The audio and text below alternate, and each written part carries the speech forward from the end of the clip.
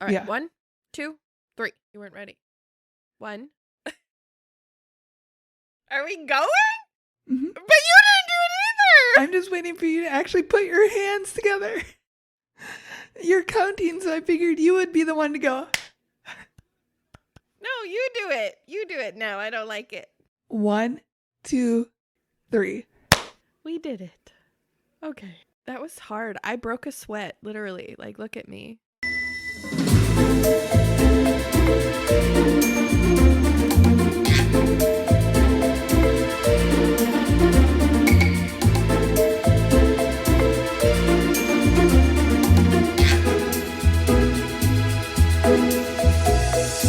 Hi. Hey there, beautiful celestial. Stop that, Allie girl. Stop that. You feel so authoritative with your pen. I know. My pen is really helping me deliver some points today. I feel like I'm getting extra scolded.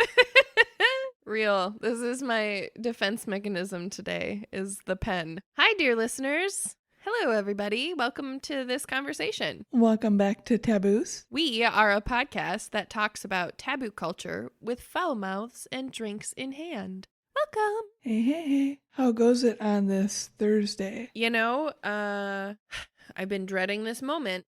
It does not go well over here at our house. For anybody who has listened to today's episode, meaning the episode that aired today, the day we're recording, our Free the Nipples episode. So good. Oh my God. Can we just take 1 second to acknowledge such a fucking hilarious episode? Hilarious. I still can't get over the hula portion.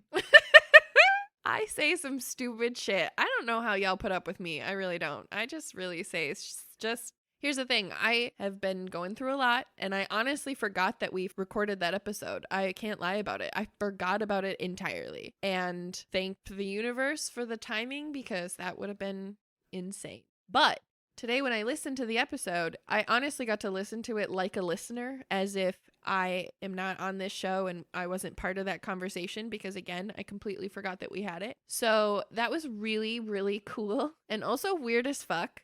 And also, you guys, I say some stupid fucking shit. Why do y'all put up with me? I asked myself that question like 3 times today while I was listening to the episode. Like, specifically, I think I even texted you one of them. Like, my titties don't reproduce anything but milk and milkshakes. Like, what the fuck is wrong with me?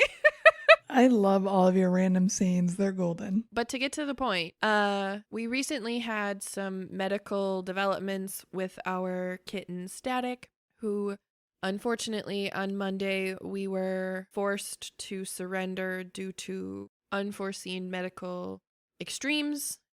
We were really, truly put in a life or death situation, and due to other health complications, he will not be returning home that we are aware of. Do you mind if I add on to that? I don't want to expand on your story, but I feel like there needs to be clarity. No, go ahead. I am not the right person to do it anyway. So, dear listeners, just to let you know, Static has not passed. He is still around, but Celeste and Tiny made the very brave decision to surrender him in order to ensure that his quality of life can be fulfilled for the future life that he will need, because it will be a very expensive and complicated one. And I want to call that out because it's not an easy decision by any means. Pets are family. I don't give a fuck what anybody says. And if you disagree, please exit the podcast and see me later where I can punch you directly in the face and we'll talk about it. After she's punched you in the face, you're going to talk about it, just so you know. At least they'll be sitting down. It's true, though. Static is a part of our family. This is the hardest thing that we've ever faced together, Tiny and I, at a point that she was old enough to understand what we were facing. And I know life is not kind often, and life is not kind to so many people, but life has been very unkind to us lately as a whole. And this was honestly just something I never saw coming. And I'm really so grateful that Static will have the opportunity at a long and healthy life filled with so much love in ways that we would never be able to give him just within our house. And I'm very lucky to have found someone to help me make his transition to his new living situation very comfortable. But fuck you guys. It's real. So anyway, I actually think that there are parts of this story that will come up again later because today's topic is connected to some of my feelings about this exact situation. But before we get into today's research, how was your day today? My day was okay. I'm really just tired. I've been sleeping like absolute shit lately, so I'm just ready for bed and better sleep. Whatever that means. Totally understandable. Also though, we must call out. This is our first time recording in the month of July. Do you know what's in the month of July? I do know what's in the month of July. Everybody's birthday! True. But yours specifically.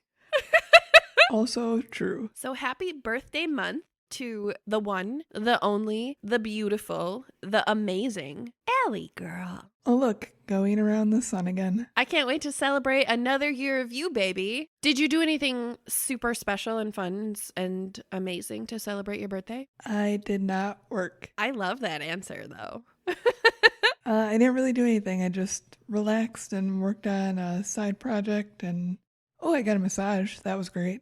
Ooh, get it, girl. That made me decide that I am definitely going to pursue something for my migraines, and hopefully massage was within that healing plan because, oh God, that was so great. I love that healing plan.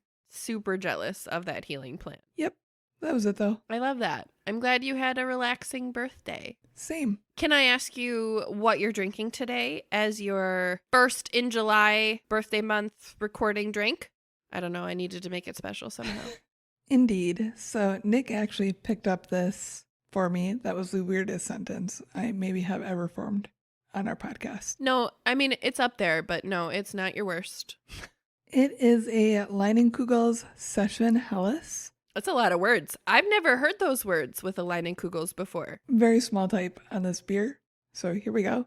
Leinenkugel's Session Helles is a bright, light-bodied beard. It's a light-bodied beard. Brewed with traditional hops and select. You just called your beer a white boy beard. Hashtag light body beer. Yes, light-bodied beard. Gonna forever be the wrong name now. Brewed with traditional hops and select Munich malt with just the right amount of bitterness for the style and a crisp finish. It's made to be enjoyed all day. Keep it stocked for a full day lounging by the water. Which I agree. I normally don't drink a lot of light beers, but this is really refreshing. Nice. I'm very glad to hear that. How does it rank next to like a summer shandy? I don't really like summer shandy a whole lot, which is weird because I like lemon, so you would think I would. But you're more of a Blue Moon preference, right? Blue Moon actually triggers my migraines, ironically. Oh. It's like Spotted Cow, but smoother. Oh. Yeah. Interesting. I think Spotted Cow is one of the more smooth lemon beers, so that's actually a really interesting feedback, and now I'm curious to try it. What are you drinking over there? I am drinking Crook and Marker. I have put off tasting the coconut flavor long enough. Ooh. And per our girl Kayla's instruction, the coconut was a must, and she was correct.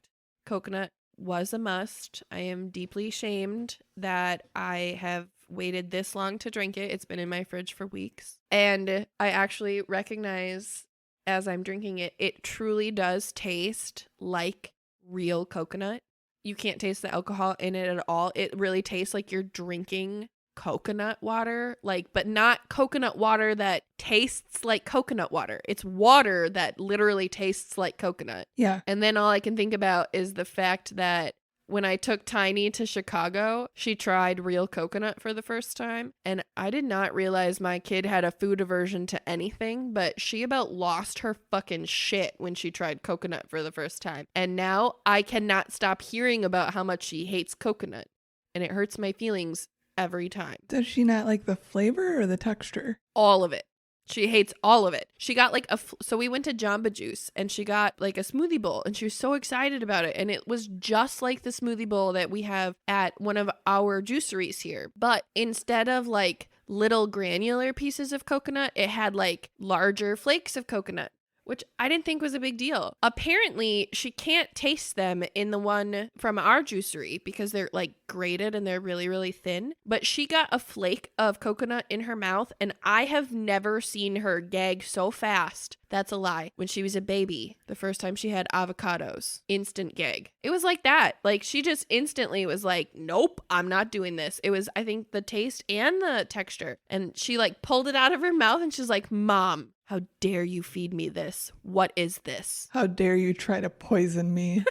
That's exactly what it was. I was like, bro, that's coconut. So good. And she was like, this is vile. And I was like, okay, you need to stop being around me so much because it's really obnoxious how much you sound like me at this point. And that was our conversation about it. She's clearly neither of our kid. I give up. Children's. But don't you worry. I hear about that every day too. Can you please tell us what today's episode is about so I can stop talking and making an ass out of myself? I would love to. Today's topic is actually one that was voted in by popular demand. A few weeks ago, I threw out a poll on our socials that asked people what topic they would want to hear about if we gave them the options of the following: dysfunctional families, imposter syndrome, or I don't remember the third one. Did we have 3 or was it just 2? 401k. 401k plans. Thank you, Allie girl. All topics that I think should be on our radar and to be discussed. However, according to popular demand, today's episode will be none other than imposter syndrome. I was just thinking about how that would go if I did the probably drum roll. pretty close to the way that I just did it. I really fucked that drum roll up. Not even remotely. Okay, well now I need you to try it, please. I love that you're really thinking about it. I can see the gears turning. No, I'm just preparing for the idiotic sound that's about to come out of my mouth. Yes. Yes. Loved it. Excellent tongue rolling, baby. It was beautiful. Sound effects, who? Seriously, that was like a soundboard if I've ever heard one. I am super excited to talk about this topic. Are you familiar with imposter syndrome? Sort of. So I have a lot of learning to do here. That's fair. Understandable. I actually am also curious, before we get started on this, I know that we've talked about it a little bit, but some of the feedback that I got on our poll, which is not bad feedback at all, but it was unexpected, to be honest, was that imposter syndrome sounds quote unquote fake, or that people don't necessarily understand how it could be real. And again, I totally understand that that can be just a lack of understanding and education and perspective, without question. So not judging or hating if this is your position, but I'm curious, are you of the position that imposter syndrome is not real, or are you of the position of, I just don't know enough about it? I think I believe it's real, but I think I need to learn more about it regardless to fully understand what it is. That's absolutely fair. Shout out to anybody who is of the camp of this is not a real thing. I absolutely understand where you're coming from, and I really hope that this episode helps you get to the point of helping you recognize this in somebody you care about, if not, maybe even in yourself. And with that, I would like to lead us into our disclaimer. Yay, disclaimers. Love that. Thank you. Thank you for being the cheerleader today. I'm so grateful for you. I'll get there. Not a problem. So today's disclaimer reads, Allie and I are not medical professionals, and the information presented in this episode is based on research and experience, both personally and professionally. Just like any form of mental health concern, each person's experience or understanding of the following is as unique as each of us individually. Imposter syndrome is not a quote-unquote technical diagnosis. And I want to be really clear about that going into this. If you go to a mental health professional on the subject, they should be familiar with the experience and the concept you're referring to. And talking about it in that space could be really beneficial for you. However, you won't ever leave an office of a credible anyone who would ever diagnose you with this, simply because it is more of a construct that humans make and can unmake for ourselves as an extension of our self-love and acceptance. Imposter syndrome can look like a lot of things, but it only comes from one place, and that is our very own deepest, darkest depths of our self-perception. All of those things. I concur. So I thought we should also examine the definition specifically outside of a medical term, but as it relates to that, obviously, just because we define shit. That's part of what we do here. So the following definition came from the Oxford Dictionary. Imposter syndrome is defined as, quote, the persistent inability to believe that one's own success is deserved or legitimately achieved as a result of one's own efforts or skills. End quote. Then it was also followed by a sentence of supporting information that I thought was really important that said, quote, people suffering from imposter syndrome may be at increased risk of anxiety. And I really recognize that the two really do go deeply hand in hand. I believe that imposter syndrome is a symptom of anxiety, to be perfectly honest. So what is imposter syndrome? According to verywellmind.com, quote, imposter syndrome, or IS, refers to an internal experience of believing that you are not as competent as others perceive you to be, end quote. While this definition is usually narrowly applied to intelligence and achievement, it has, quote unquote, links to perfectionism and the social context. So to put it simply, IS is the experience of feeling like a phony. You feel as though at any moment you're going to be found out as a fraud, and you only got there through pure dumb luck. It can affect anyone, no matter their social status, work background, skill level, or degree of expertise. End quote. Which I thought was a really, really important thing to call out up front right away, not only as part of the definition, but also to really help us set the tone of this moving forward. Because honestly, as I did this research, I found out that more often than not, the information about imposter syndrome is very heavily geared toward women, and that did not sit well with me as we went through this episode. Specifically, the next page is what I have written, so say some things. I think it's interesting too in that little blurb that you just gave us that it can impact anyone in any degree of professionalism. So it's not just somebody that's starting at the bottom and like learning a new skill set. It can impact all the way up. And I actually really appreciate that you framed it that way, because more often than not, it actually is found that people with more high demand jobs are found to have imposter syndrome more often than not. More often than not, let alone more often than other levels of wherever you are in the food chain of the work structure. I don't even know how else to say that other than, I mean, seriously, we're going to get into that. But yeah, that's a huge call out. Anybody in their life could be affected by this. And we're even going to expand on that, as well as we need to time out for 1 second. I have this. I do this. I feel this way always in nearly everything I do with 90% of the people that I meet. This is a real thing. But before we get into my experience, I want to throw out an example that I think we could all relate to, because I think that that's also important before we move forward with really getting into this experience for people, just as something tangible that we could all really recognize. So picture this. You're driving. You're speeding, in fact. Not recklessly, but you're absolutely getting a ticket if you get caught. Okay? The race, sex, orientation of the officer, and, dear listener, you as well, is completely irrelevant. Okay, we are simply talking about the fact that you are speeding and you are getting pulled over. And we're focused on the act of feelings with facing the consequences for speeding. That's specifically what I want us to really, really harness as we visualize this. This cop pulls up behind you. Cherries and berries are going, and your stomach is in your asshole for the simple fact that you know that you did this and you were wrong. And now you're busted for it. Shout out to 4 of my 5 speeding tickets. So now imagine this cop coming up to your window, but they're the nicest person that you've ever met, and they immediately say to you, hey, oh my God, you must be in the biggest emergency. Like, let me escort you wherever the fuck you need to go. Okay? This is a really intriguing moral situation. How do you feel about this? I'm seriously asking you, how do you feel? You are in trouble, and this cop pulls up and is ready to escort you wherever the fuck you want to go, because they really seriously were just like, and now I'm your escort. How do you feel?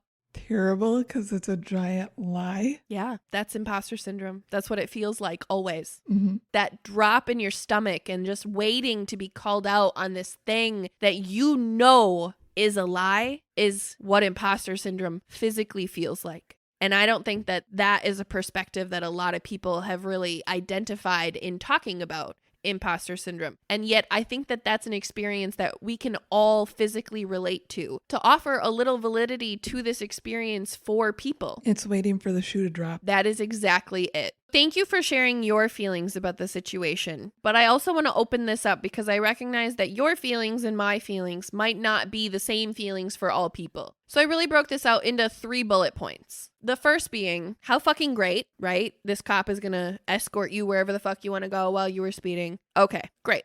2, we're acknowledging the feeling of shame. We're acknowledging that this is wrong, that we have done wrong and this person is trying to help us and be a part of the solution. And yet we feel like a fraud. I also recognize that there are people who don't feel guilt or shame for consequences of their actions and the choices that they make. Those people are called sociopaths and they should get that looked at. Can I just say that I'm imagining that scenario now where you're like, yeah, I'm just going to Taco Bell. Police escort. That's exactly correct, though. That would be a sociopathic answer.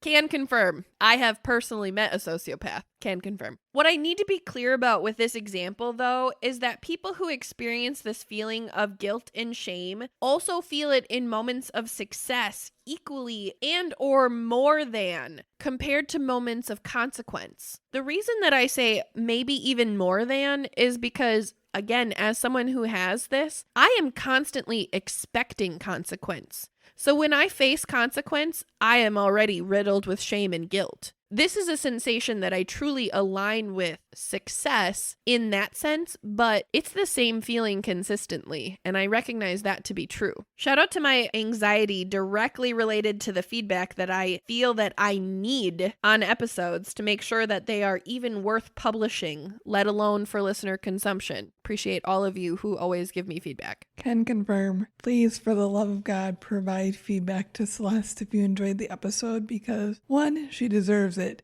2, she needs it. Real. Need it is really the key word there. Thank you for my survival. Appreciate you all. Quote, while for some people, imposter syndrome can feel like feelings of motivation to achieve more, this usually comes at a cost in the form of constant anxiety, to be perfectly honest. You might over-prep or work much harder than necessary to quote-unquote make sure that nobody finds out that you're a fraud. End quote. This creates this like absolutely fucking vicious cycle in which you think that the work that you put out is irrelevant to the outcome or result. An example being, the only reason that you survived a class presentation was that you stayed up all night rehearsing. There's constantly a cause for the effect. Does that make sense? Yeah, I get what you're saying. It's never a result of you just being great at what you're doing. There's always a direct correlation of something exact that you did. And if you had not done that one thing, everything would have fallen apart. That's exactly correct. The article goes on to say, quote, the problem with imposter syndrome is that the experience of doing well at something does nothing to change your beliefs. The more you accomplish, the more you feel like a fraud. It's as though you can't internalize your experiences of success, end quote. Which I really do feel like is just the journalist way of saying exactly what you just said and also felt. Can I just say that after 48 episodes, I think it is, I just still appreciate that you can read your own handwriting and write all of your notes. I mean, real. There's like, I honestly lost count of my notebooks. Quote, this makes sense in terms of people who suffer social anxiety in that your core beliefs about yourself are so strong that they don't change, even if there is evidence of the contrary. An example of this being, the reason that people like you is because you're so attentive to the details of others, or you're useful to have around and that's the motive of the relationship. Hi. That's me. That's my personal example of how I very often feel in my imposter syndrome. Some common characteristics of imposter syndrome include self-doubt, an inability to realistically assess your competencies and skills, attributing your success to external factors such as scholarships, personal connections, etc. That whole fucking circle jerk of it's not what you know, it's who you know. That is absolutely a perpetuation of imposter syndrome, even though it is an entirely true statement. Nobody should ever underestimate the validity of that statement. Berating your performance or work, fear that you won't live up to expectations, overachieving, sabotaging your own success, or setting very challenging goals and feeling disappointed when you fall short. Did you have any of those as I listed them off? Yeah, I have quite a few of them. I set goals for myself that I feel are realistic, and when I don't meet them, even if somebody else is happy with like my quality of work or appreciates what I'm doing, if I don't achieve what I set my goal as, I don't accept what they're saying as valid. I get that. I deeply respect that. And I really appreciate you sharing that because that is a very real response for humans. Whether you identify as someone who relates to imposter syndrome or not, and I'm not even to the point of asking you that question. I'm really just asking, do you recognize any of these things in yourself? And I really do appreciate you just being very honest about that answer because I think that these are very normal human experiences. Agreed. I am a solid 8 out of 8. This is not like ice skating. The higher score is not better, my dear. Is that a real statement in ice skating? No, like you try to get the higher score. No, I'm just saying I have 8 out of 8. I know, I'm saying. And then the leg kicked in. I'm saying we need to work on those numbers. We'll see. But writing these down actually gave me real anxiety. So that was cool. And reading them to you also gave me anxiety. So cool. I know you're doing a lot of pen movements. I know. This whole episode gives me anxiety. But I'm super proud of it and I'm really excited about it because there's some fun shit in here. So, dear listeners, I'm sorry that I am a little wet blanket today. But here we go. So this article went on to talk about the types of imposter syndrome and pointed out that imposter syndrome can appear a number of ways. But here are the main ones that they identified. I actually would also argue that you can be any combination of these types as well. I don't think that it is a one size fits all. Okay, I am ready. Excellent. Here we go, because then we're going to play a game after. Ooh. Woo! The first type is the perfectionist. So perfs are never satisfied. They always feel that their work could be better. Rather than focusing on their strengths, they tend to fixate on any flaws or mistakes. This often leads to a great deal of self-pressure and high amounts of anxiety. The next type is the superhero. Bum, ba, bum. Because these individuals feel inadequate, they feel compelled to work as hard as possible. The expert. These individuals are always trying to learn more and are never satisfied with their level of understanding, even though they are often highly skilled and underrate their own expertise. The next is the natural genius. These individuals set excessively lofty goals for themselves and then feel crushed when they don't succeed on their very first try. And lastly, the soloist. These people tend to be very individualistic and prefer to work alone. Self-worth often stems from their productivity, so they often reject others of assistance. They tend to see asking for help as a sign of weakness or incompetence. So the game is, why are you laughing? Is there a picture of me next to that one? No, but the next thing on my special guest notebook says, do you recognize any of these that would apply to you? So are there?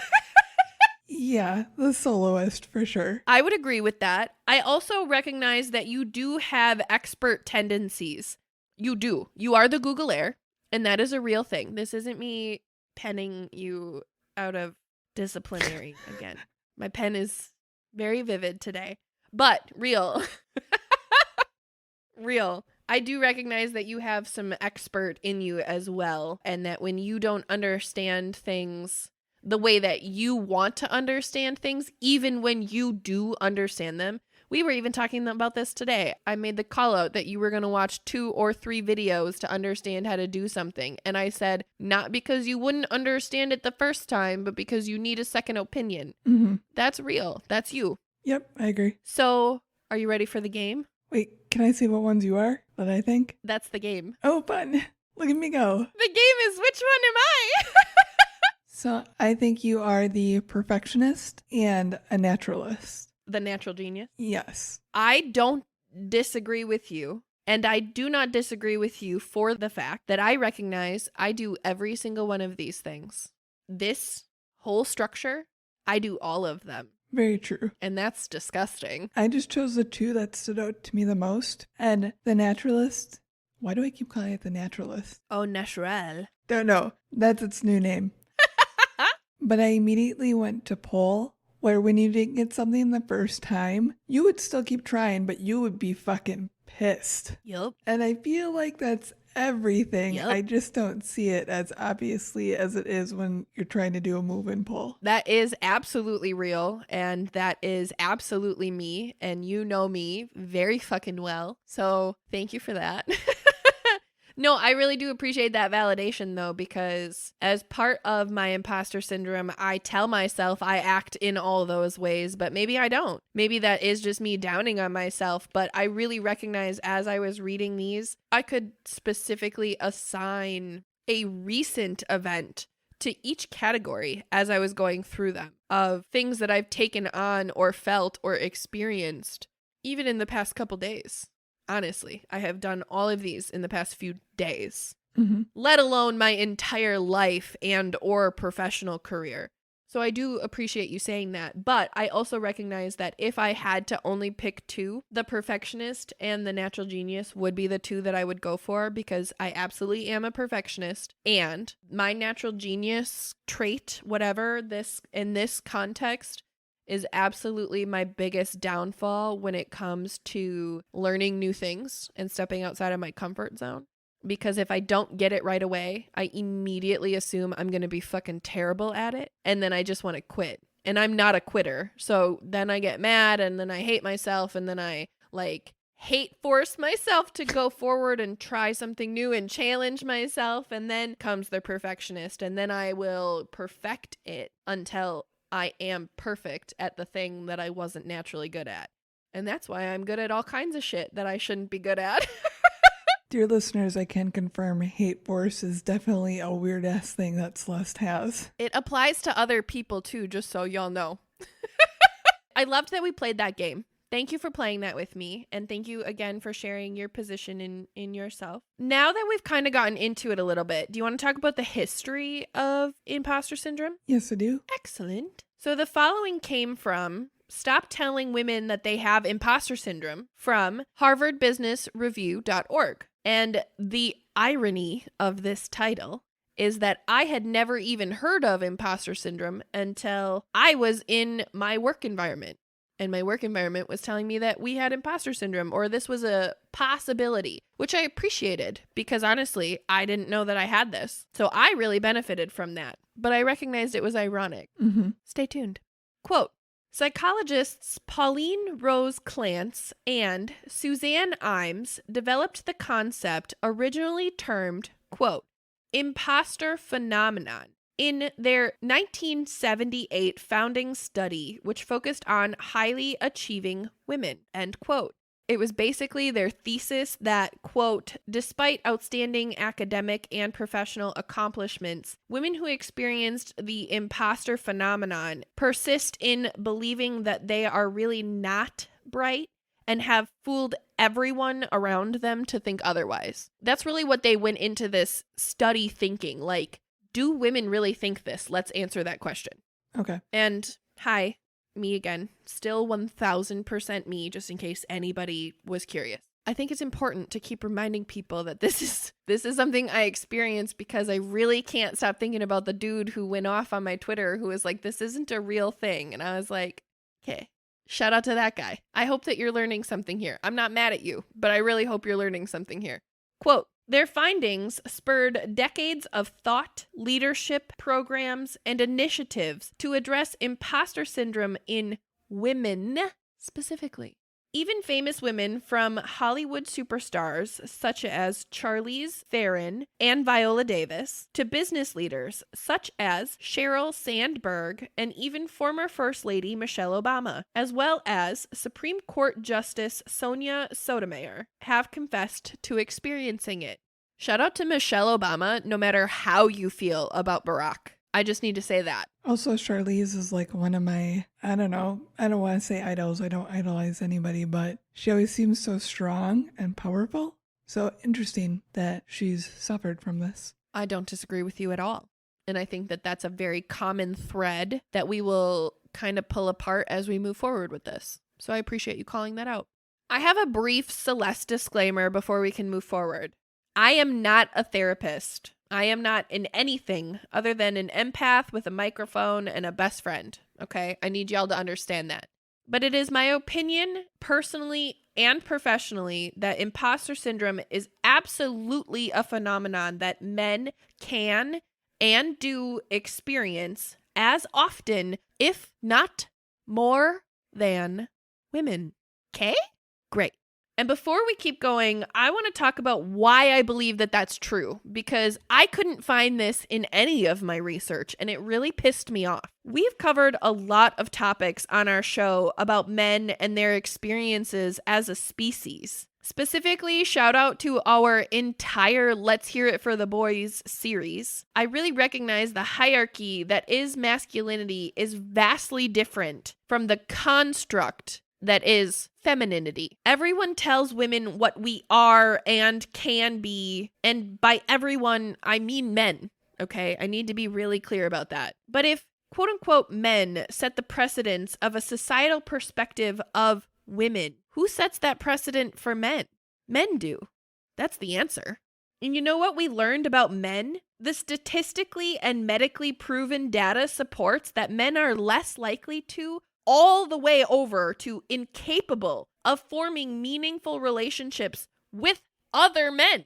I've never been more proud or grateful to be a woman, honestly, for the simple fact that being a man sounds incredibly difficult. And as the person that I am, I would truly struggle in that isolation and constant competition of masculinity. That would be incredibly toxic for me. I would not thrive in that environment. Yeah, no, thank you. And I really think that there are a lot of men out there who are suffering with imposter syndrome for that reason, and nobody's talking about that. Coincidentally, one of my favorite audio drama podcasts, shout out to the Magnus Archives, has had a listener story, like submission kind of thing going on recently, and one of the stories that was submitted is about imposter syndrome, and the protagonist is a male that is suffering from imposter syndrome, and like there's horrors that come from it that's supernatural, but it's rooted in the imposter syndrome and the anxiety that's caused from it. And in the very beginning, when we were saying what imposter syndrome is, all I could think about was that episode, because part of his internal dialogue was,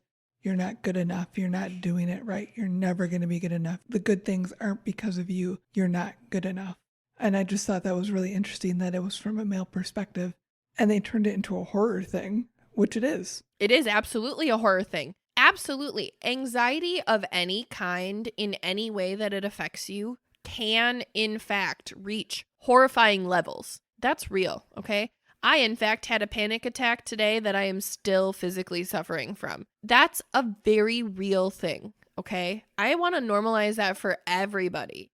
And I really, really appreciate you sharing not only that piece, but also that you've heard this perspective from a man's perspective, even if it was in a fictional paranormal fucking podcast presentment, because I personally have never heard it from a man's perspective. So that's a really fucking big deal to me that you said that.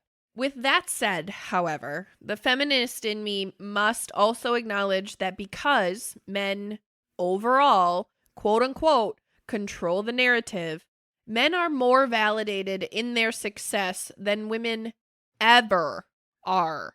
Regardless of if that success was earned or inherited, all women face the same chance of experiencing any of the following for a quote-unquote explanation of her success. Who her daddy is, who her husband is, who she's fucking, who she's sucking, who she stepped on to get there and carried her all the way to the top. Every man and woman who simply loathes her for her success at all, which honestly presents as an entirely new branch on the rotting tree that we call human civilization. And that needs to be called out as well. Fuck haters. An unsupportive friend is also a hater. I just need to make that very well known. Yep. My point is, this experience is valid for men just as much as it is women, and we need to make a safe space for that to be acknowledged. As well as, at the same time, this experience is exacerbated for women, and we can't ignore that either. Mm-hmm. According to the article, quote, the impact of systemic racism, classism, xenophobia, and other biases was categorically absent when the concept of imposter syndrome was developed. What? Okay. Many groups were excluded from the study, namely women of color and people of various income levels, gender, and professional backgrounds. End quote. Hence my disclaimer as to why I really don't feel like the scope of this conversation is being opened up enough to be inclusive of even all women. How in the fuck would this conversation possibly be inclusive of men and their experiences? Like, come on, you guys, we gotta be better than this. Like, this is a human thing. You would think that if you're performing a study, you would try to get a range of people that accommodates for everybody. You'd think. I can't think of the words I'm actually trying to say, but I think you get what I'm saying. Like a case study where they study variables, you mean? Like science things? Yeah, to cover the spectrum. Science things. Science things. Yeah, I agree. I agree wholeheartedly. I really do. I am making fun of you, but also, yeah, I agree. I think that's fucking ridiculous that they specifically built the study around one type of woman and then roll it out to all women like it applies to them. I think that's really fucking irresponsible. Quote, even as we know it today, imposter syndrome puts the blame on the individuals without the accountability for the historical and cultural contexts that are foundational to how it manifests in both women of color and in white women. Imposter syndrome directs our view toward fixing women at work instead of fixing the places where women work. End quote. Okay. 1, this is real. This is a very real fucking thing.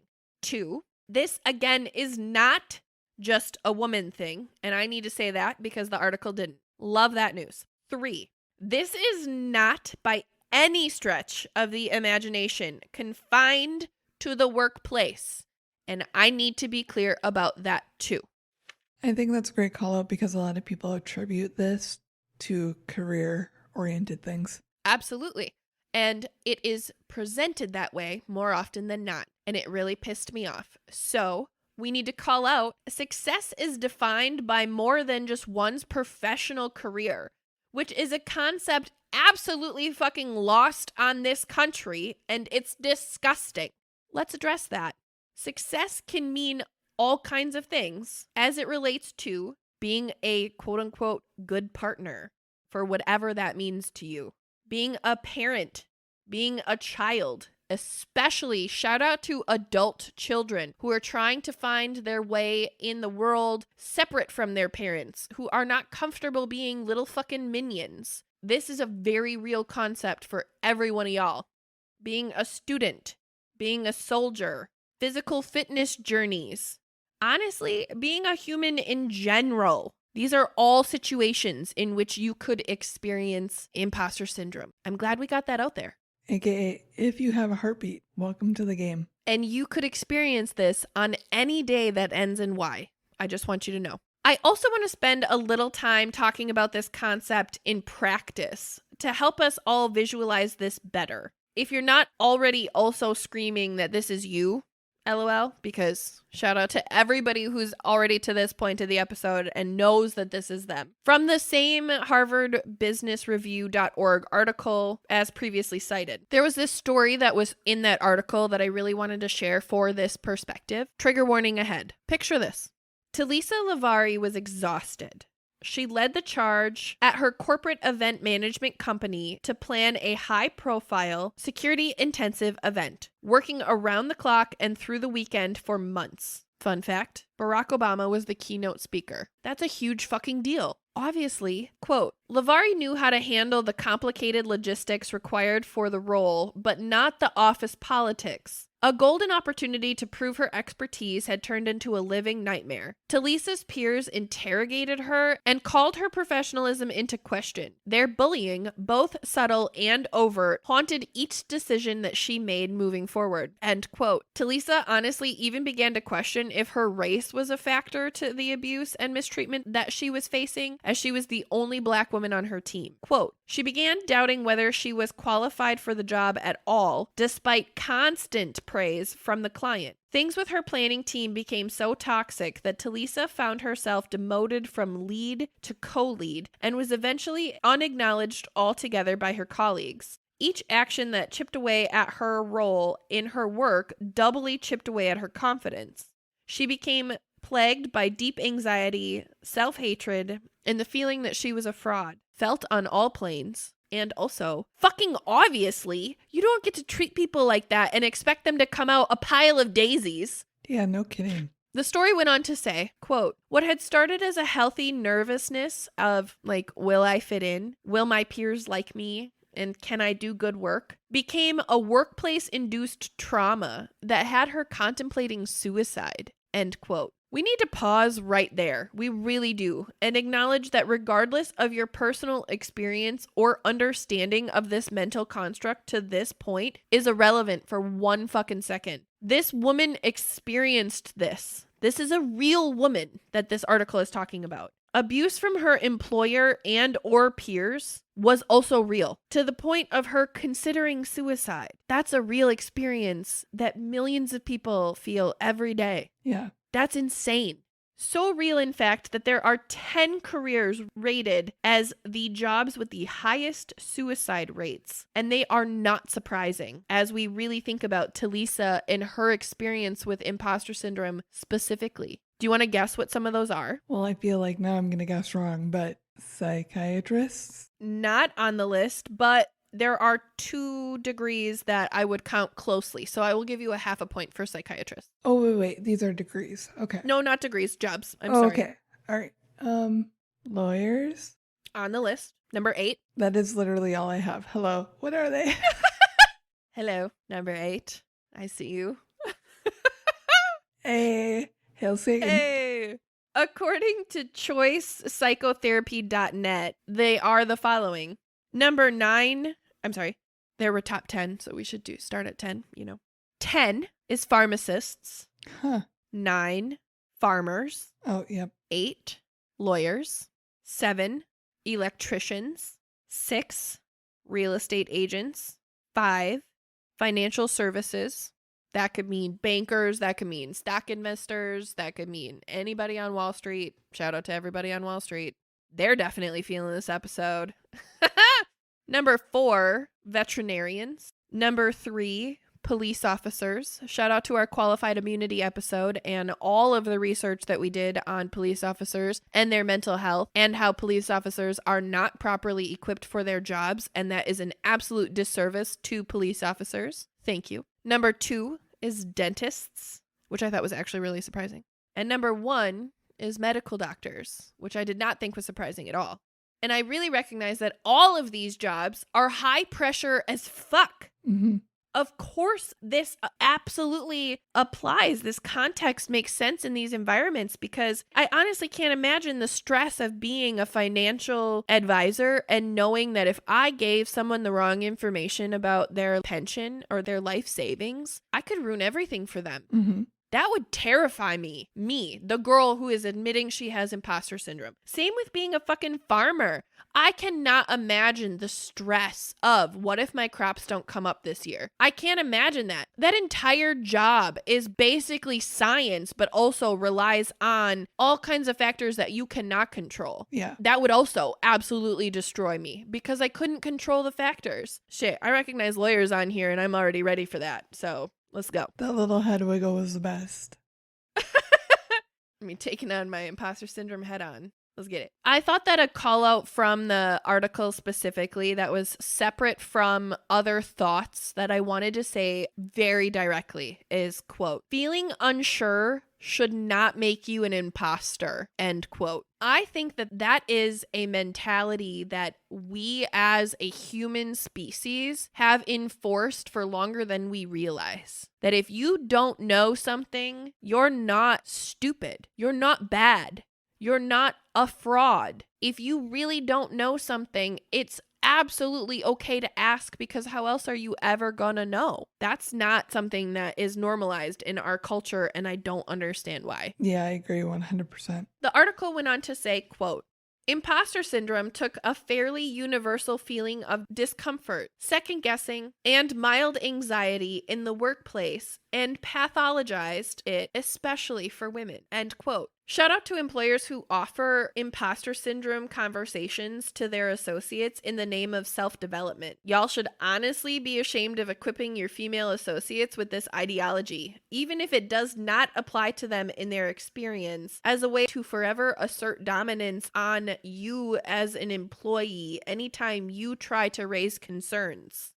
And then my special guest notebook says crickets, because that was real in my head when I wrote that. Quote, as white men progress, their feelings of doubt usually, although as their work and intelligence are validated over time, they are able to find role models who are quote unquote like them. And rarely, if ever, do others question their competence, contributions, or leadership styles, end quote. Regardless of you, dear listener, potentially being a white man who could very easily experience IS, this point is 1000% true on a macro level and is equally as valid as your individual experience. And that needs to be said. But the article went on to say, women experience the opposite. Rarely are we invited to a, inner quote, women's career development conference, and inner quote, where a session on, inner quote, overcoming imposter syndrome, and inner quote, is not on the agenda, end quote. For women who truly experience imposter syndrome, that's great. Like I said before, I learned about imposter syndrome from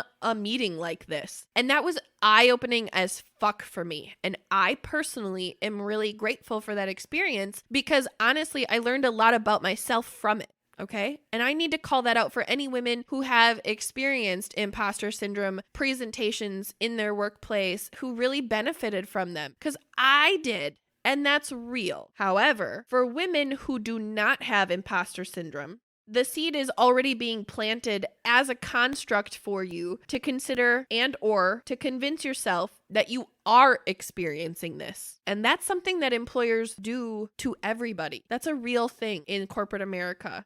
And I want to talk about why they would do this. Before I get into that, do you have any questions, comments, thoughts, anything to share? I definitely think it's a double-edged sword. Like, it's good to have that information available for those that are suffering from it, but it should by no means be mandatory, because it's dangerous for people that don't have it, because it can plant those seeds, like you said. Yeah. I don't even think that we need to look at it as dangerous in the quote unquote mandatory perspective. I really just recognize it needs to be called out as a double-edged sword, period. Anybody who goes into this conversation about imposter syndrome needs to simply recognize this information might not apply to you, even if you feel these feelings, even if you experience these things from time to time. Because shame and that feeling of fraudulency is a very real thing that people experience even without having imposter syndrome. So I recognize that those meetings are super valid for people who regularly experience this, while also, like you called out, a double-edged sword being, if you don't, it's still very easy to tell yourself you do have this to the level that I am saying I have this, even if you don't. And then that can be used against you. And I personally can attest to that being done to me as it relates to this topic.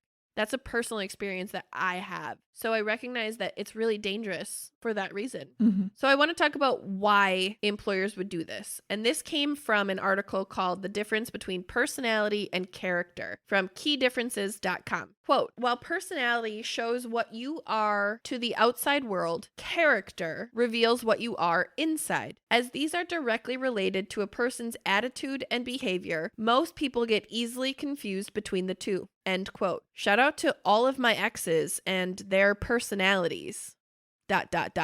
So I want to talk about the difference that I made this chart. I made this little T chart of the difference between personality and character. Okay, I am ready. Before we get into this, because I'm really excited and small foreshadowing to the next section of our research.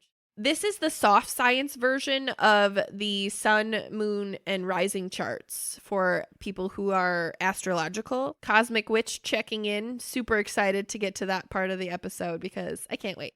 But an important call out to make because you love soft science and I am foreshadowing to some things. So pay attention.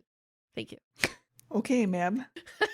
Thank you, ma'am. So personality means referring to the range of distinct personal qualities and traits of an individual. Pretty simple. Character, on the other hand, refers to a set of morals and beliefs that define how we treat or behave with others or ourselves. The next little section of the T chart compares the way that, wow, I actually spelled this word really bad.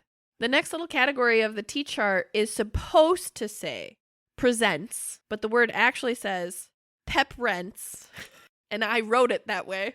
All right. Personality presents as who we seem to be, whereas character presents as who we actually are. Oh, I'm impressed with myself right now.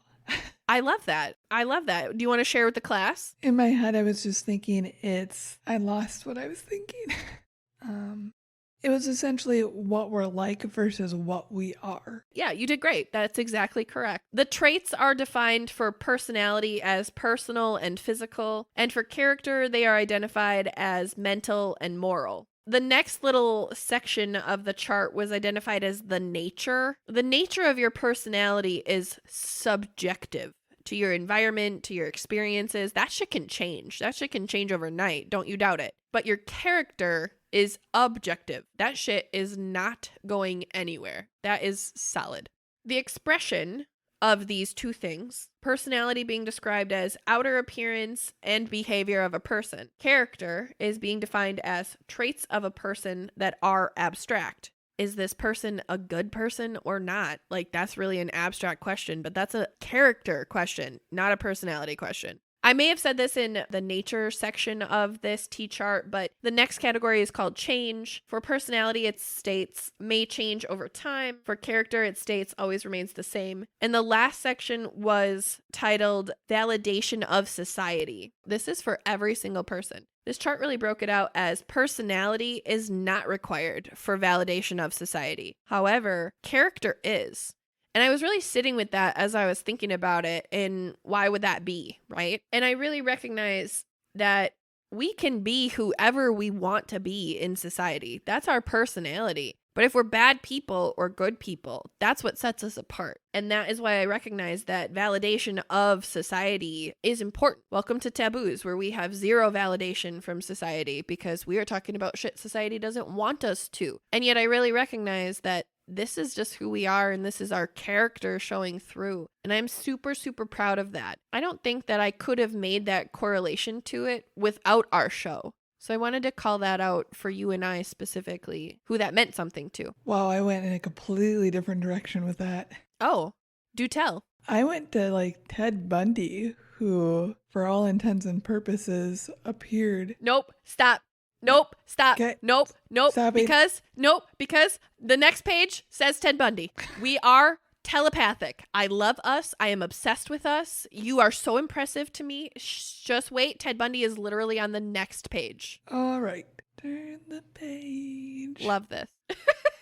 To your point, yes. My special guest notebook says, do we know why character is relevant? Ted Bundy had an amazing and infectious personality, as did, I don't know, say Ghislaine Maxwell. It was their character, however, that made Teddy one of the most infamous serial killers we know. And Ghislaine, well, the court proceedings are not over, so I really can't talk about how I feel about that. The giant pile of shit that we presume she is. Exactly. Either way, this bitch can absolutely rot in every existence that she's got going from here on out. That is how I feel, and that is what I will say on the subject of Miss Maxwell. Mm-hmm.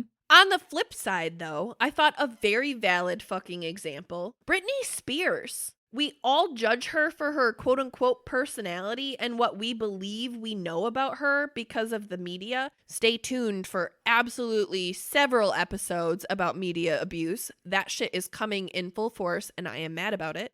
But you know what? From the 36-minute documentary that I saw of Britney Spears, she has better and more character than 90% of the people that I know personally. What? That's insane. That's literally insane. Before we move on to why companies prefer personality over character, Allie girl, we are going to do a thing. Are you ready? I am so excited. Yes. I did your astrological chart to prove that I am right, not only about this theory, but also about astrology, because I'm really excited about it. I don't know if I will come to that proof today, but I will in my mind. And then my imposter syndrome will kick in later and we'll deal with it at that point. But I am really excited. Gemini, Pisces, Leo checking in. You are the following. Are you ready? Yes. You're a twin fish lion. I am a twin fish lion. Nice. Yeah. You're a crab water bowl. Congratulations. Cool. Okay. So your sun sign, which is your primary zodiac sign, you are a Cancer. You are a misaligned Cancer, but a Cancer nonetheless. Your moon sign is also Cancer, which I thought was very interesting. We'll talk about why in a moment. Your rising sign is Aquarius, which made me so excited. Also going to talk about that in a moment, but like for real, super fucking excited. And it made our whole friendship make sense to me and I loved it. Why this is so real for me when looking at your chart is because you are truly the same always. That's a very real statement about you, Allie, as a person. Your personality is, in fact, your character, which is true right here too, in this astrological chart. Your sun sign and your moon sign are exactly the same. That's a very uncommon thing. I mean, honestly, there's a 1 out of 12 chance that that could happen. Soft science equates your sun sign to your personality, your moon sign to your character, and your rising sign to how the two work together. Like I said, Cosmic Witch checking in. This is my shit. This is really the only part of this episode I know I did really fucking good, so I'm really excited about it. The following information came from Stars Like You, and I am so excited to describe to you what these things mean and how they relate to you. Are you ready? Yes. Okay. So I want to start with the definitions of the term sun, moon, and rising according to this astrological website, just to offer the same backing that the soft science perspective had. So sun is described as the center of your personality, what motivates you and drives you, and who you are learning to become. Your moon sign describes your instinctive and emotional nature, whilst your sun sign describes qualities you are learning to develop and become. Your moon describes who you already are. End quote. Which I really recognize is character. That's the definition of character, just in other words. Mm-hmm. And your rising sign is the way you project yourself, how others see you, and the kind of experiences you need to make a meaningful life. End quote. Because your moon sign and your sun sign are the same, being Cancer, the point that I wanted to make there truly was that you are the same in personality and in character. There isn't a difference, which I think you will recognize when you say things to me like, it's just a job. It's easier for me to compartmentalize because you are the same no matter what perspective someone is looking at you as. That's not to say that you feel the same. It is just to say that Allie is always Allie in the same way all the time. Is that a fair statement? Yep. Sarcastic asshole. Checking in. What you see is what you get. Love that news. The important part about what makes you so magnificent, though, is your rising sign, especially for our friendship, which makes me so happy. Quote, Aquarius ascendant people attach great importance to individuality and free self-development. They don't want to be subordinate to the masses. and they certainly don't want to adhere to rigid, in their opinion, outdated rules. End quote. Hi, welcome to our podcast. Hello.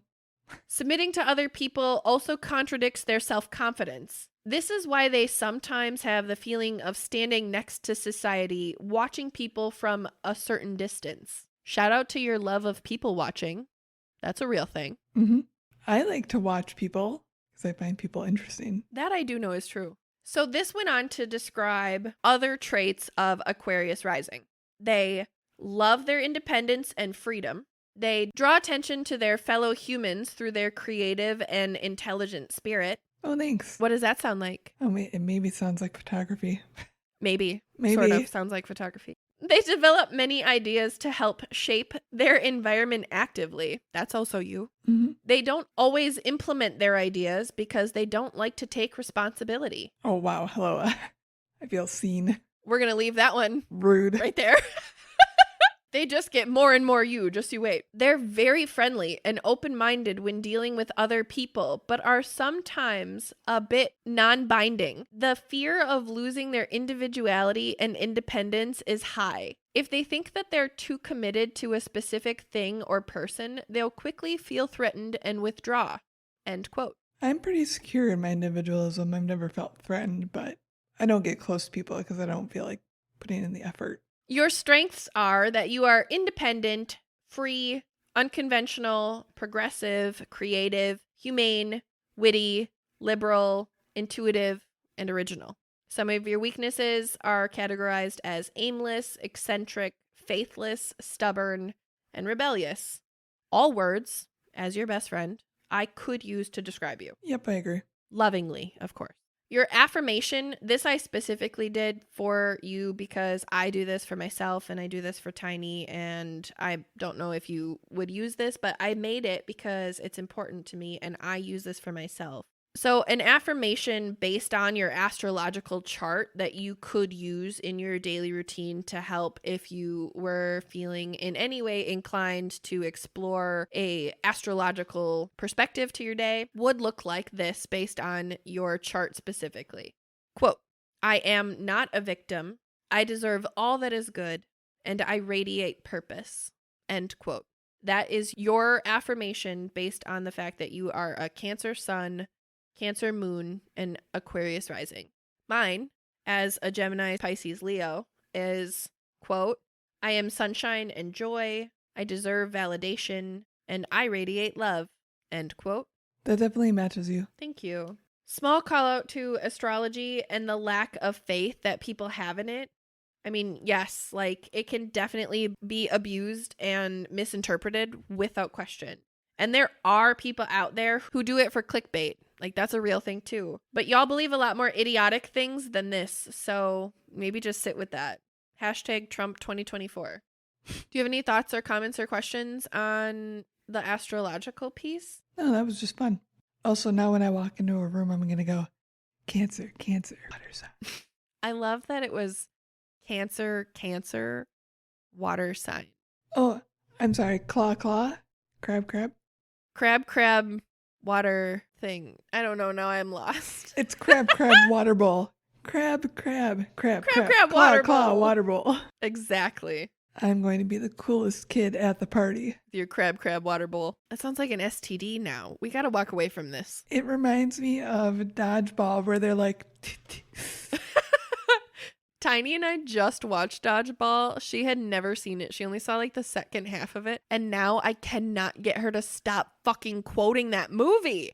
So thank you for taking that little side trip with me.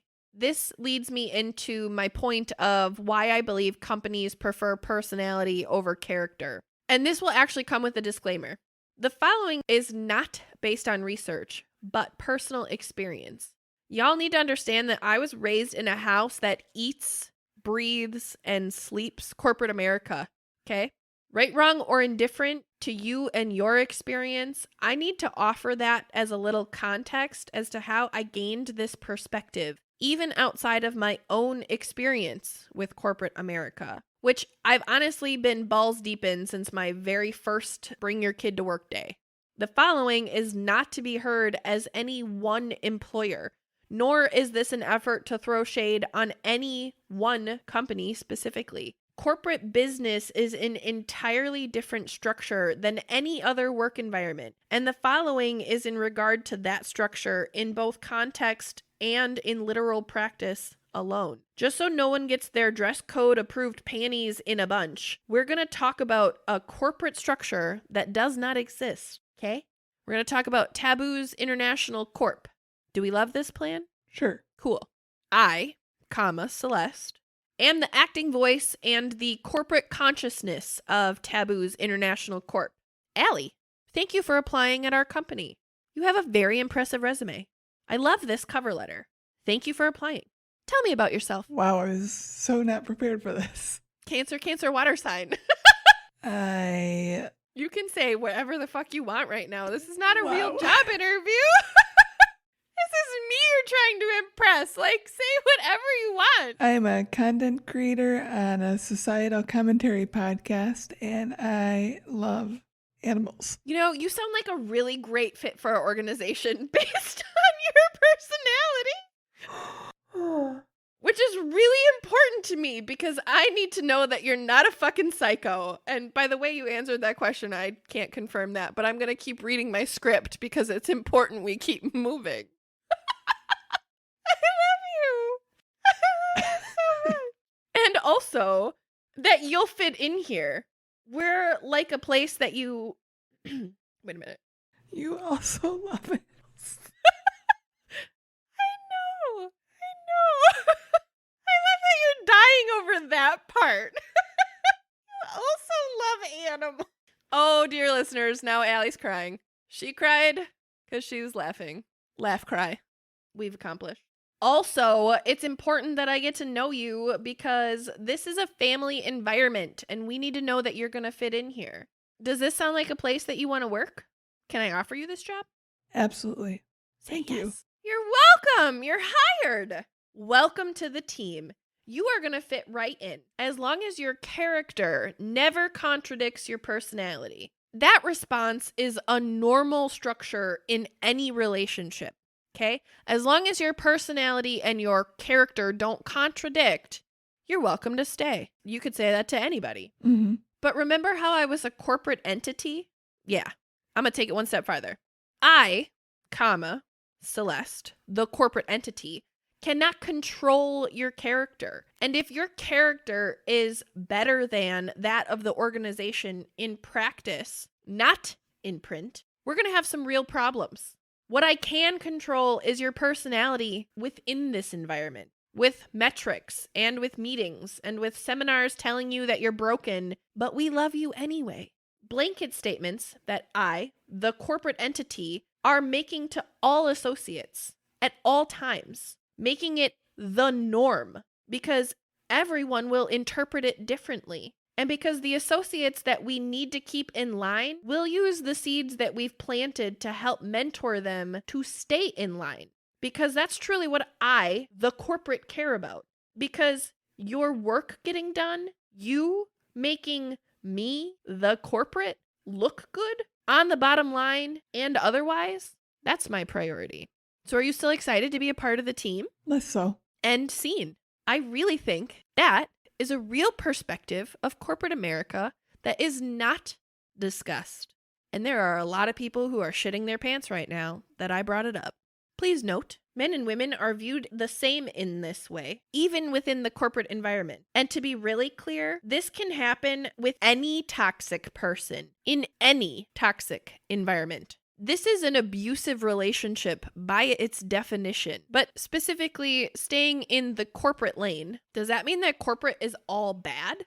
Absolutely not. Some people thrive in environments that don't require their character to be present because character calls into question our morality, our ethics, our most personal selves. Some people don't want their personal selves in the day-to-day of their work. I think about you when I think about that statement. Your personal self is present because your character and your personality are the same from the outlooker's perspective. But for you, that's not the same conversation. You can separate them. right? Yep. That's an ability I am very envious of. So I think about people, for example, who do a lot of work like data entry as just a very simple example. Your morality is likely to be completely irrelevant in your day-to-day work. So there's no real opportunity to have your character challenged or examined within your role. As long as you're successful and happy and you can compartmentalize that way, love that news. You are in the perfect role and wishing you nothing but success. But if you're one of those people who are driven by your character, your moral compass always points to your true north, being in roles where your character is a factor and it's not welcomed, or it's challenged, or it shines brighter than the character of the company or those around you, you're going to have a really hard time with that compartmentalization that is required for you to be successful in that environment. And what is the result of our characters being challenged as human beings? Self-doubt, shame, self-hate, and welcome back to imposter syndrome, which I would like to offer as the proof of the corporate structure perspective as it relates to imposter syndrome that validates this experience for people. That whole circle that I just made, I really think is what defines this as real for people. And with that, I want to go back to what imposter syndrome is. And this came from, again, theverywellmind.com. If you, like I, have imposter syndrome as it relates to any aspect of your life, there are ways to cope, which we're going to talk about next. If you're to this point of this episode and all of this sounds like I drank some Kool-Aid and have a grudge against corporate America, 1, you would not be wrong. 2, shout out to my mother. 3, congratulations. You likely do not have imposter syndrome. Good for you. I really mean that. Congratulations. But just like depression, or addiction or dysmorphia, this is a very real experience. And even though you can't see it and understand it, does not invalidate it for others. This is mental health also. I gave a shout out to my mother. Word to your mother. So let's talk about how we cope with imposter syndrome. Quote, to get past imposter syndrome, you need to start asking yourself some hard questions. They might include some of the following. What core beliefs do I hold about myself? Do I believe that I am worthy of love as I am? This one we need to talk about specifically. Love can mean anything positive. That does not have to be a romantic relationship. Love can be anything positive in your life that is a gift from the universe. That could be your dream car or a new job or a stimulus check you weren't expecting. Good things. That's really the question. Are you deserving of love and good things? The answer is obviously yes. Unless you're Ted Bundy. Or Ghislaine Maxwell. Fuck that bitch. Must I be perfect for others to approve of me? Is the next coping question. And that one, I just need to add after that because that one really made me question, do I give a fuck about what other people think of me as long as my moral compass points north? That is truly a question that I have had to come back to over and over and over in the past few weeks on multiple occasions for multiple different traumatic experiences. One being the static situation. Like, I've really been struggling with the comment sections on some of the things that are out there about static that have nothing to do with me and yet have everything to do with me because he's my cat. He is our baby. I really have been struggling with my decision, and I've really been struggling with the reaction to my decision from multiple people. And I really recognize that I feel like a fucking failure as a cat mom. I really do. And I also know that Tiny feels like a failure because I feel like a failure. And that's not true, but it doesn't invalidate our feelings about it. And one of the things that I've really been trying to challenge myself with in thinking that way is, do I actually give a fuck what those people think about me as a cat mom? Or am I really okay with my decision because it came down to accepting all of this shit for him to live a long and beautiful life, which is what my moral compass told me to do. That's something that I haven't come up with an answer for yet, but I really keep pushing myself until I believe the correct answer, which is I made this decision morally, meaning it's the right one. Which you did.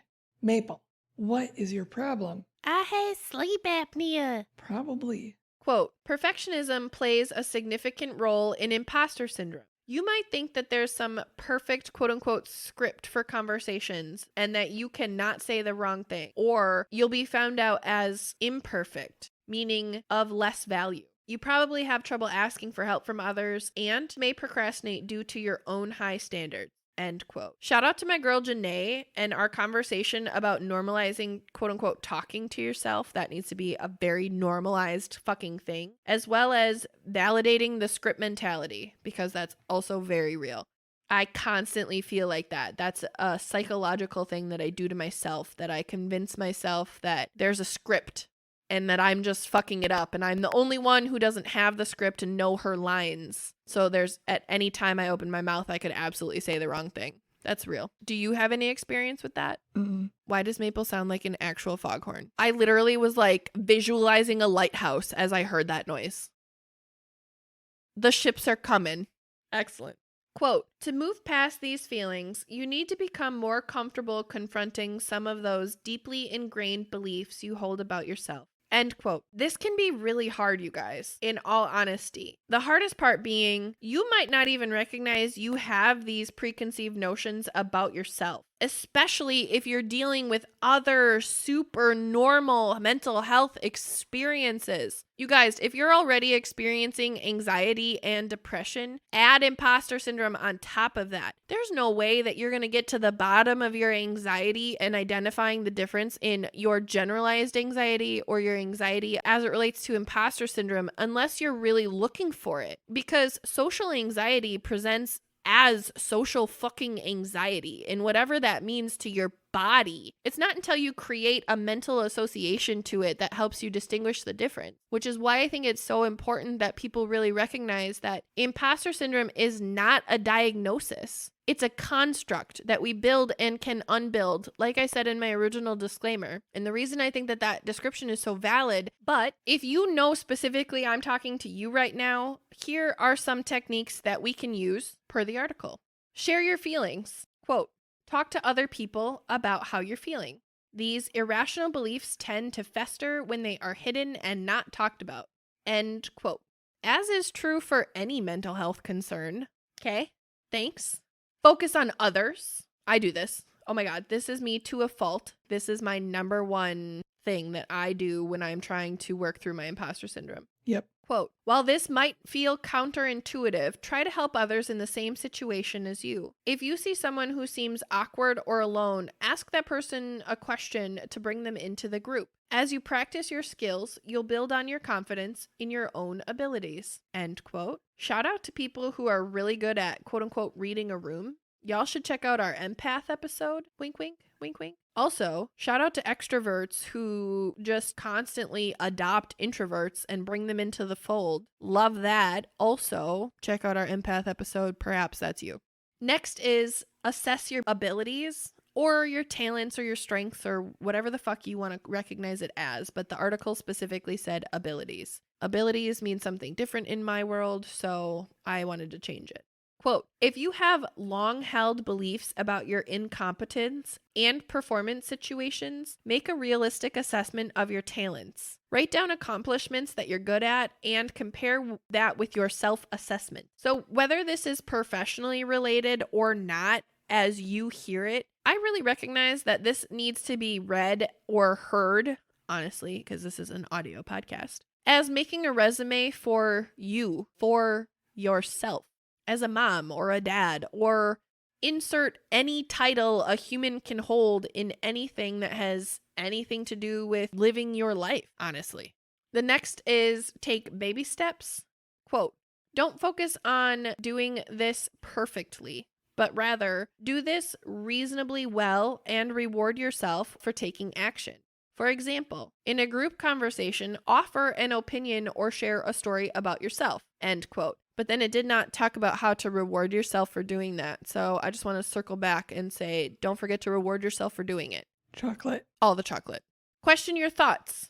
Quote, as you start to assess your talents and take baby steps, question whether your thoughts are rational, like as you take them. The article didn't call that out either, but I really recognize as a process-driven person, analyze every single step you take just one time. Don't do this all the time. That'll drive you fucking crazy. But if you really feel like you're not good at something, walk through it one time, top to bottom. Document all your steps. Make sure that you really understand it. And as you go, take a step back and really ask yourself, does it make sense that you're a fraud given everything you know? Given that you followed the process that you created for yourself, A through Z, and you nailed it? Would it be true that you could be a fraud if you were able to do that? I would argue no. That doesn't mean my argument is valid, though, because I still have this.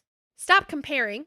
Quote, everything you compare yourself to others in social situations, you'll find some fault with yourself that feels like the feeling of not being good enough or not belonging. Instead, during these conversations, focus on listening to what the other person is saying. Be genuinely interested in learning more. End quote. Comparison is the thief of joy. That's from Roosevelt. Shout out to Roosevelt. Which actually is the perfect little segue to the next point, which is use social media moderately.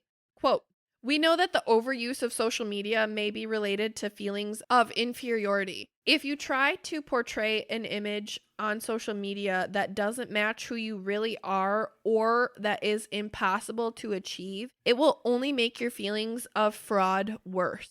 End quote. Yep. Valid, valid, valid. Thank you for also validating that. Stop fighting your feelings is the next one. Quote, don't fight the feelings of not belonging. Instead, try to lean into them and accept them.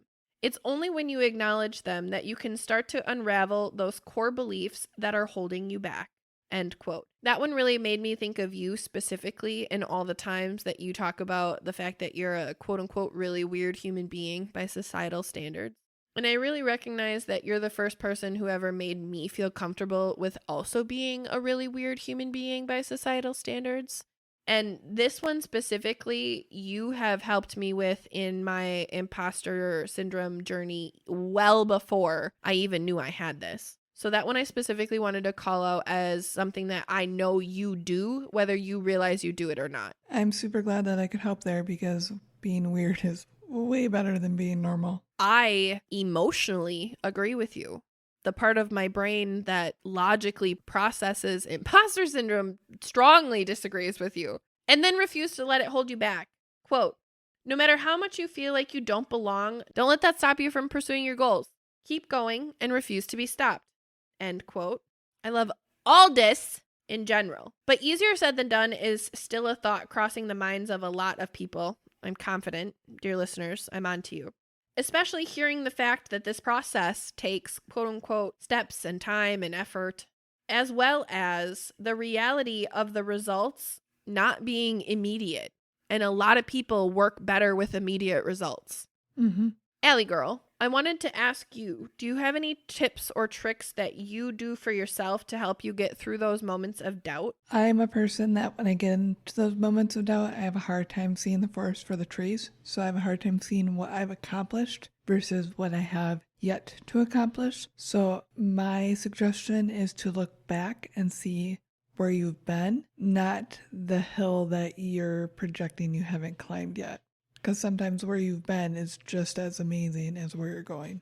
I think that's a very valid perspective, and I really appreciate that without question. Absolutely. What about you? I don't have one because I struggle with this to that point, but I did want to share a really great story and experience that I had and a perspective that I have been carrying with me to sort of help cope for myself that I think could be useful for other people. So shout out to my friend Michael. We recently had a conversation and I spent like 15 minutes just absolutely being my most confident self and talking myself up and absolutely just killing it, right? We were talking about something professional and I really sold myself. And I was so excited and so proud and he was vibing with it. And all of a sudden, out of nowhere came my doubt. I know this man. I've known this man for like 15 years, long time. And he was like, Celeste, what the fuck did you just do? And he was like, you literally just sold me on you and then you killed it with doubt. This was his analogy. He said, your confidence and your delivery of yourself was like a root beer float. And you got so excited about it. And then your doubt came along, which was basically like you pouring vinegar in my root beer float. And that truly is what I recognize imposter syndrome is. It is taking the root beer float that is me, or, dear listener, you, if you identify as somebody who struggles with imposter syndrome, and it's pouring vinegar directly in it. Mm-hmm. That sounds fucking terrible, honestly. Like, I cringed when he gave me that analogy. But now it's what I remind myself of, or try to, in those really hard moments. Like, am I being a root beer float or am I being vinegar? And assessing it from that point. I enjoy vinegar. In a root beer float? No, maybe. Never tried it. Well, go try it. Go try it and let me know. All right. I'll report back. Gross. Probably. Disgusting. That was really all of my research on imposter syndrome. The only things that I wanted to end with were a couple of book resources on the topic, because I really recognize that I had a very specific message that I wanted to share with this episode, which was that imposter syndrome is real and affects a lot of people in a lot of different ways. And there's a lot of perspectives to it that are super important. But if this is something that you specifically want to work through, I have 2 book suggestions that I thought were really great. Why Do I Feel Like an Imposter? How to Understand and Cope with Imposter Syndrome by Sandy Mann, Mann. And the second book is The Middle Finger Project. Trash Your Imposter Syndrome and Live the Unfuckwithable Life You Deserve by Ash Ambridge. That's a great book title and subtitle. I was really excited about it for that reason, yes. So now that I'm done with my research, what did you learn here today? First, I learned that I have something to greet everyone with when I walk into a room. I'm so glad we took that away from this episode. But my favorite part was the breakdown of all the different types of imposter syndrome, like the classifications. That was my favorite part. I really think that helps people visualize where they could apply this to themselves. That sort of breaks up that perspective of, no, I definitely don't have that. Because it sounds a lot worse than it is. It sounds like a mental illness to say it's a syndrome. That's really just the classification that it is. And I think it is that way because specifically, it is something that is very incongruent, honestly. It's not something that is permanently effective to someone's being unless you allow it to be that way. Does that make sense? Yeah, it does. What did you learn here today? I have a lot of work to do on myself. I don't know.